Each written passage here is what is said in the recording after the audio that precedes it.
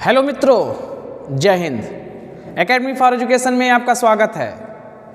आज हम बात करेंगे सीधी बात नो बकवास में केमिस्ट्री की। और केमिस्ट्री में जो टॉपिक है, चैप्टर है, वो क्या है? Solid state.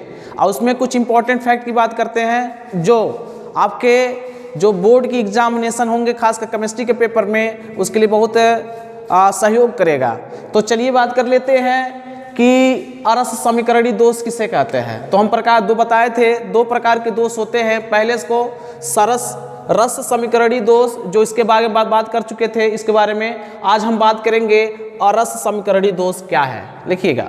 इनमें धनायनों और ऋणायनों का अनुपात परिवर्तित हो जाता है। ये कितने प्रकार के होते हैं? 3 प्रकार के होते हैं। पहले को धातु अधिक दोष कहा जाता है, दूसरे को धातु न्यूनता दोष, और तीसरे को अशुद्धि दोष। अब पहले क्या बात कर लेते हैं, धातु अधिक दोष किसे कहते हैं? जब किसी क्षारीय हैलाइड जैसे NaCl को क्षार धातु की उपस्थिति में गर्म किया जाता है तो सोडियम परमाणु क्रिस्टल की सतह पर जम जाते हैं और क्लोराइड आयन क्रिस्टल की सतह पर विस्तृत हो जाते हैं और Na परमाणुओं के साथ मिलकर NaCl देते हैं।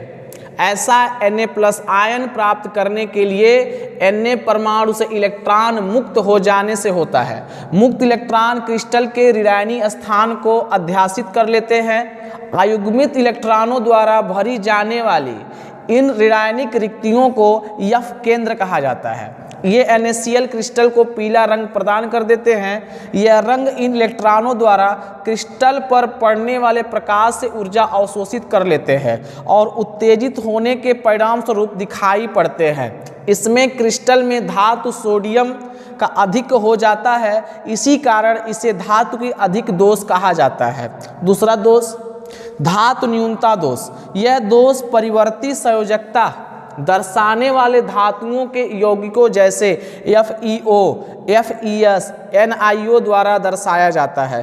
तीसरा क्या है? अधातु दोष। यह दोष किसी बाह्य भिन्न प्रकार की आयन की उपस्थिति के कारण होता है। उदाहरण में NaCl SrCl2 की सूक्ष्म मात्रा मिलाने पर कुछ Sr+2 और Na+ का स्थान ले लेता है। अतः उत्पन्न रिक्तियों की संख्या SrCl2 की मात्रा मोलों की संख्या के बराबर होती है। तो दोस्तों, ये क्या था कि इस अरस समीकरणी दोष हैं क्या, ये कितने प्रकार होते हैं, उसको हमने क्या किया, 1 by 1 पढ़ दिया। तो अब बात करेंगे कुछ इंपॉर्टेंट फैक्ट की। पहला फैक्ट क्या है? बैंड सिद्धांत किसे कहते हैं?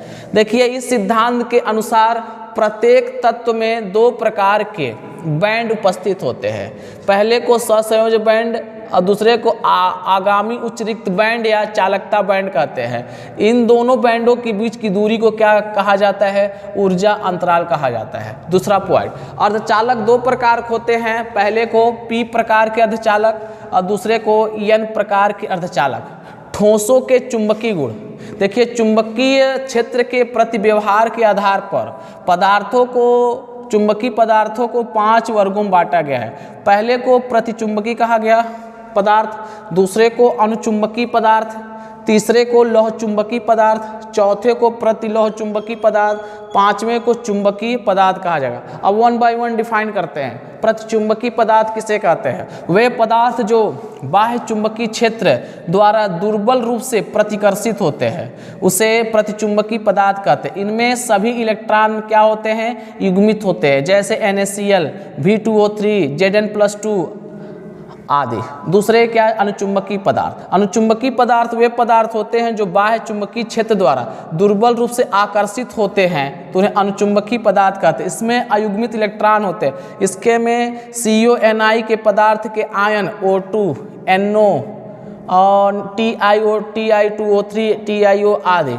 तीसरा लौह चुंबकीय वे पदार्थ जो बाह्य चुंबकीय क्षेत्र द्वारा प्रबलता से आकर्षित होते हैं तथा बाह्य चुंबकीय क्षेत्र की अनुपस्थिति में भी अस्थायी चुंबकत्व प्रदर्शित करते हैं, लौह चुंबकीय पदार्थ कहलाते हैं। जैसे CrO2, CO, Mn, Sn, Fe3O3 क्या है? ये सब ये है। अगला क्या है कि वे पदार्थ जो, ये चौथा, प्रतिलोह चुंबकीय, वे पदार्थ जिनमें अयुग्मित इलेक्ट्रॉन तो होते हैं परंतु उनकी चुंबकीय आघूर्ण शून्य होता है, प्रतिलोह चुंबकीय पदार्थ कहलाते हैं। जैसे MnO, MnO2, Cr2O3, FeO आदि क्या कहलाते हैं? प्रतिलोह चुंबकीय पदार्थ कहलाते हैं। तो दोस्तों क्या था केमिस्ट्री क्लास 12 का सॉलिड स्टेट का और चुंबकत्व के कुछ बारे में हम बात किए, चुंबकीय पदार्थ के बारे में बात किए। इसी तरह से मिलते रहेंगे, इंपॉर्टेंट फैक्ट की बात करते रहेंगे। अब मिलेंगे कल कुछ नए टॉपिक के साथ। Thank you very much.